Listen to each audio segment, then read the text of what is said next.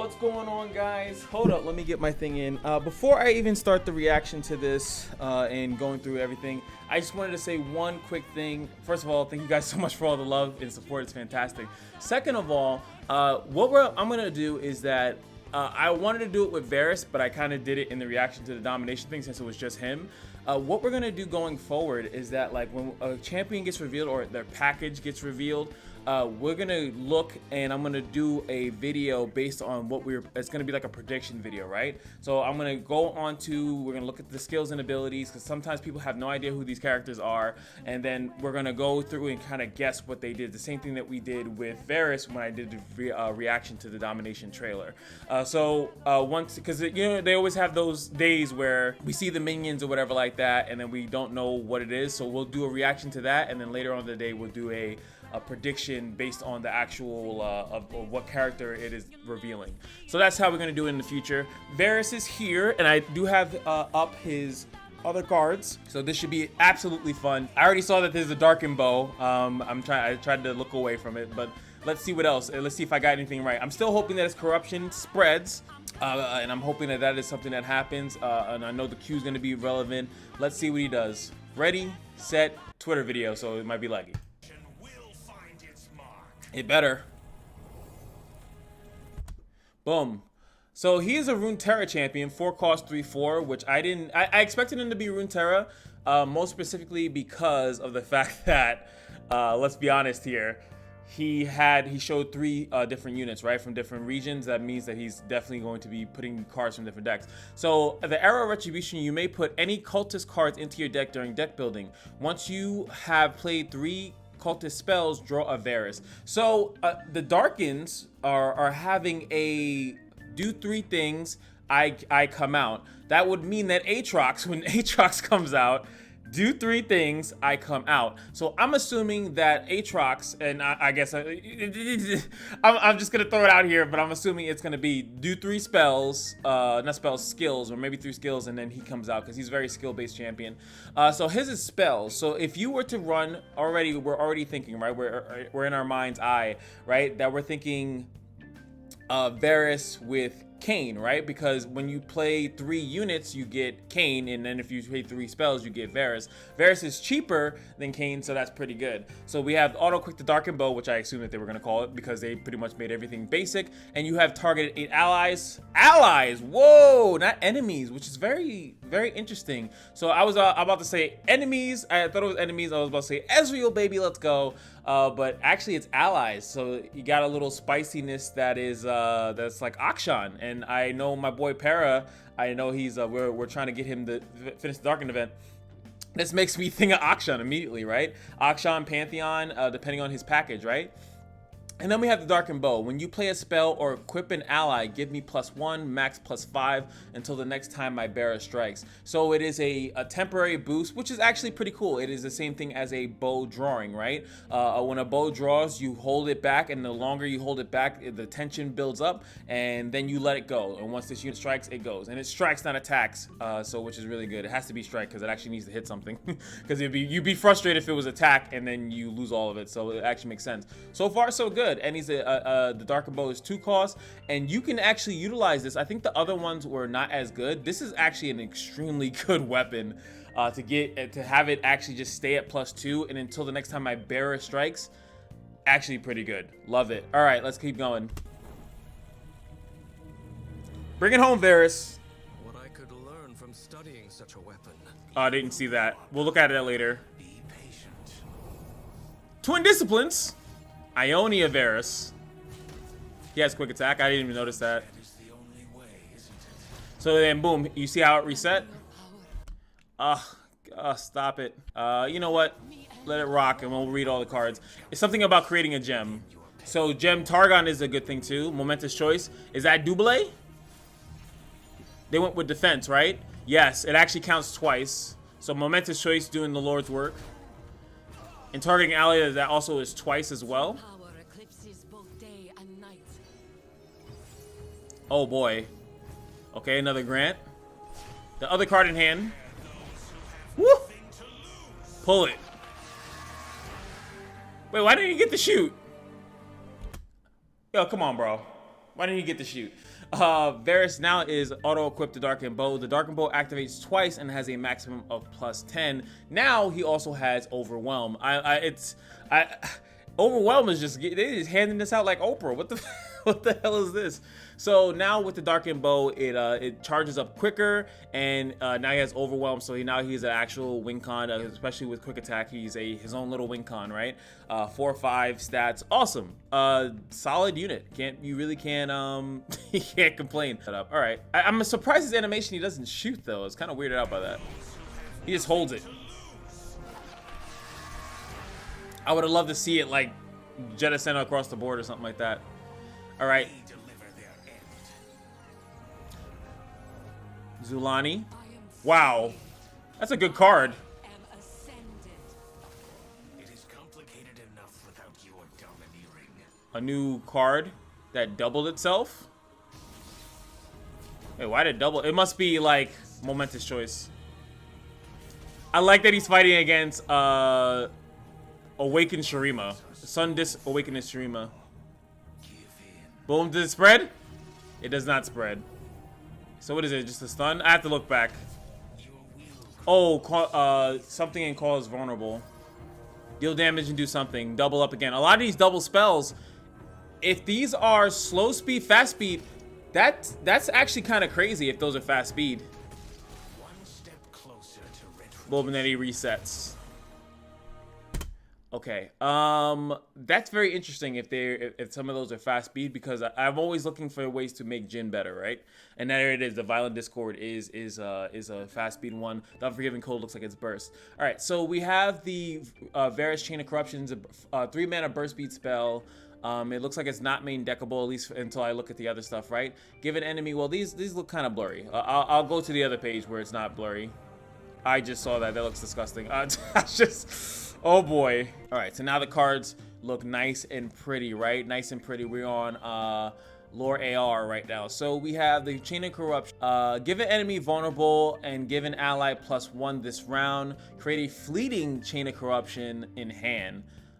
Create a Varus in the deck. So this is, it seems as though this is literally Varus can only use this. So you give him vulnerable and then give an ally. So it looks like you target an ally, very similar to like giving an ally +1 this round, and then you get another one, so you can keep making things vulnerable as long as you have 3 mana. Very similar to Azir, I guess that would be a better thing. Azir, Vi, and you can keep doing this, target multiple enemies as long as you have 3. Victor, is Victor in the building? Make these 2 mana and then pull the whole board. Love the art. Pity those who cross me. Oh, that's like one of his infamous quotes, right? So we got another cultist, a blooming cultist. What? So once you equipped an ally this game, grant me elusive. It's a 3/3/2. This is a really good unit in Bandle City as well, which Bandle City doesn't have too much of the things unless you're gonna run, which you can. It also has a tune. You could run a similar, like the Paper Tree-esque deck, but the Bard Origami Slicer deck with Nora, this card slots in pretty easily. And then once you equipped an ally, so it has absolutely nothing to do with it being on the board active. I always wonder if they'll ever go back and change those stuffs, because sometimes like doing something once and not having to do it again, or it does make them good. Oh, but he is corrupting he made an elusive. Varus he's dangerous. He's making elusives. All right, so in this one, I was looking in the hand, and I was like, oh. And I'm assuming a lot of them are going to be like, once you equipped an ally, you see that they were glowing yellow in the hand, right? Once you equipped an ally this game, I cost 2 less, so it's a 2 mana burst, speed, growing out. Oh, why is this Bandle City, though? God, that's literally reputation stuff right there. Do I have to make a Bandle City reputation deck? But it's very interesting, right? So grow ally to 5/5. What's really good about equip units with this is that an equipped spell, an equipped weapon, I guess just an equipment. What's cool about that is that it will stack on top of it, right? So you can have a 0/1, right? Like a little weenie on there. Then you equip the weapon that gives them +1/+1. Then you, when you do that on that unit, then it becomes a 5/5 plus whatever the equipment is doing. So it's a really good boost for equipment stuff. and I love the way that this card is designed. It's pretty cool, and it's a cultist card. So like half this cards, you have to also think about it like some of the stuff helps Kane, because Kane is the same thing. And this is also turning into, like I was saying before, is that Kane is not a engine card, it's an archetype. So like they're actually developing the archetype of cultists to the point where they might be able to just run their own deck, right? Like this is going to be its own deck. But they also wanted, I think that this is actually one of the more lore things. Like the darken stuff is actually so lore based that it's like that darken is, they could have made a darkened region and then did it like that, but then it would have been, you know, weird. So they made it a Runeterra thing. So next one is going to be this one, a 1-cost card. So this is the 1-cost card. When an equipped allies attack, deal 1 damage to the Nexus. Whoa. Wait, I was correct to say it was Bilgewater, right? I just thought it because of the docks. Now, my assumption here is that like the 1-mana shooter guy? Yeah, Crackshot Corsair. Is that gonna be like him? Like, it doesn't actually say here that it creates a skill, right? It doesn't say it, but then when you look here, which I don't know why they never fixed it, but I wonder if that's the same thing. Very curious about how that works, but that's pretty strong. When an equipped allies attack, deal 1, but it's not like for each one, but it's a nice 1-drop card that has equipped synergy. It's a 1-mana 2/2, still good statted. So, and it is, boom, another 1-mana cultist, which again, for the loveliness that is Kane, allows you to get your Canes a little bit more consistently. So that is a nice little thing.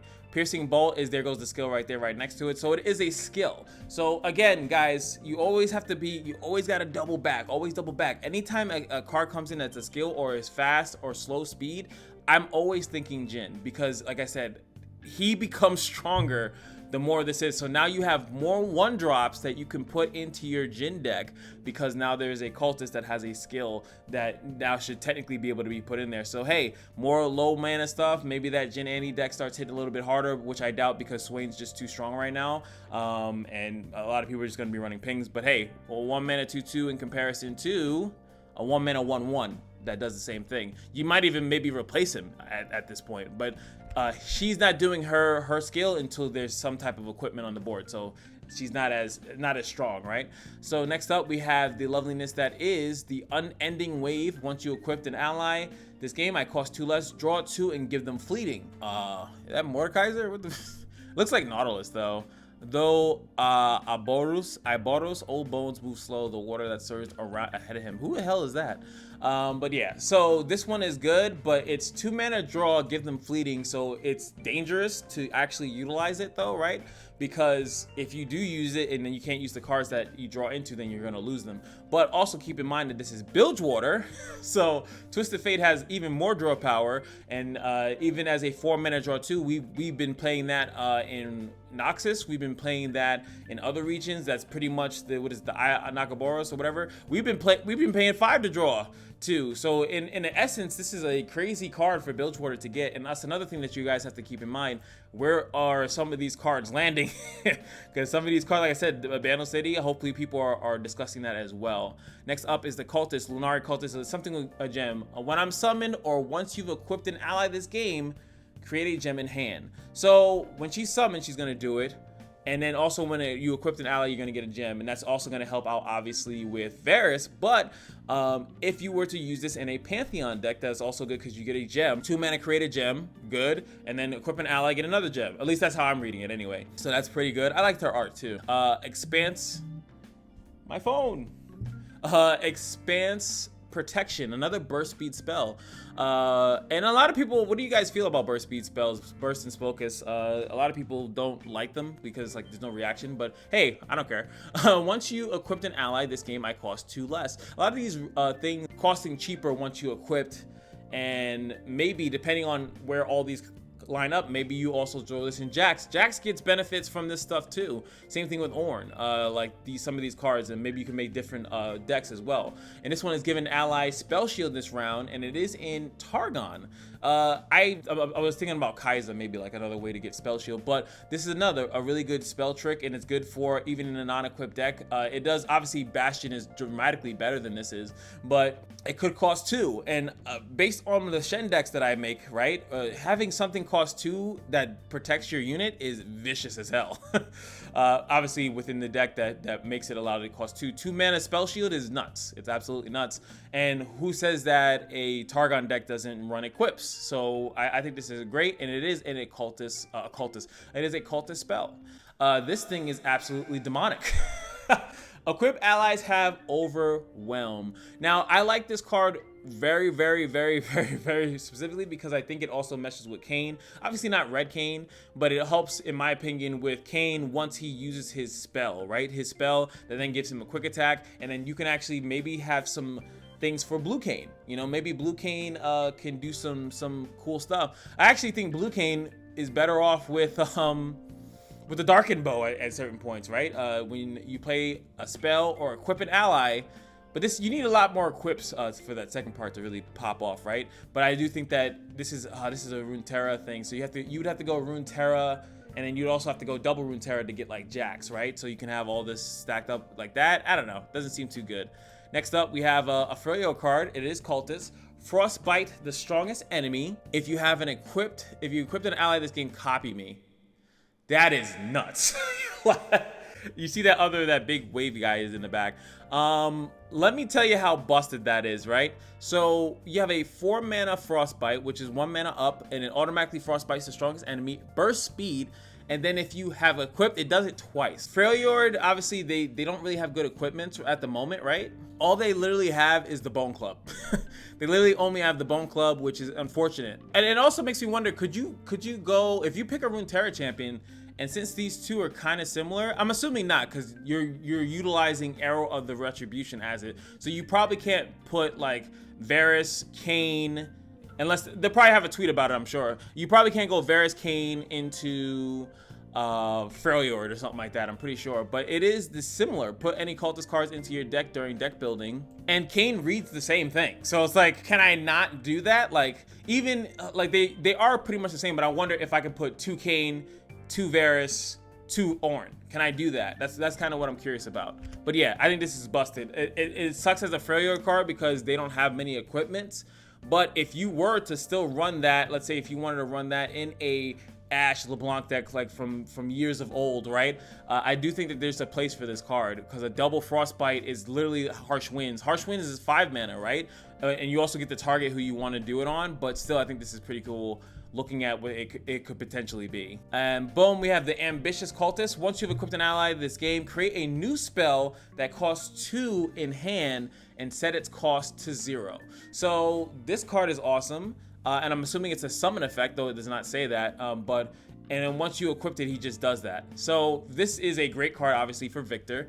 It looks like one of his machine things, but he got corrupted and he has all that good stuff. But I actually like this a lot. This is pretty cool because he can create a new spell, obviously a 2-cost spell that you have not used yet in the game, and because they've define what new means, and cost it to 0, and it's set it to 0, and it's not fleeting, and it's not this round, it actually stays 0. So when you play this card, you equip something, you now have a 0 mana spell in your hand that costs 0. The variance behind that is kind of nuts. I'm just thinking off the top of my head. We have the heal to the face. We have single combat.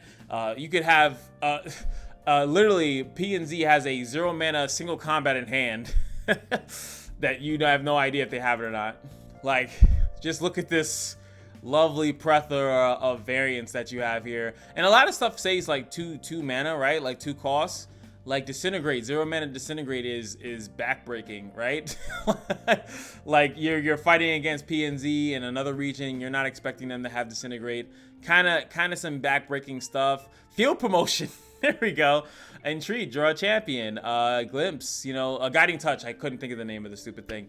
Like there's a lot of crazy variants with 2 mana costs like that could really throw the game, and like you just wasn't expecting it. A 0 mana Mystic Shot, even though it's the same region, it costs 0, and you didn't know that that's what he created. Pale Cascade, there we go. Nopify, 0 mana Nopify, there we go. Pokey Stick. I'm just looking at ones that are obviously more popular. This one not utilized that often, but still really good when you don't know it's coming for 0 mana. Instantly silence a follower. Boom, boom. That's really strong. That's insanely strong. I'm just looking down and just thinking like there's just so much. It's just so they go single combat right there. Still Tempest might save you. Like and keep that in hand. Absolver, amazing. 0 mana into the actual 2-cost card. So you're really only playing 2 costs for the Absolver's return, provided that obviously there's a champion that's leveled. Troll Chant. Ooh, Troll Chant. Forgot about that. Twin Disciplines. I'm just looking at the OGs. Val Feast. So yeah, really good card. I think that is the only card. No, last but not least, the Violent Discord. Going in, deal 1 damage to a unit if you have equipped an ally this game. Copy me with the same target. So you can deal 2 damage with it. 2 cost, 2 to deal 2. It is fast speed. So yes, my Jin fantasies are here and they're ready to go.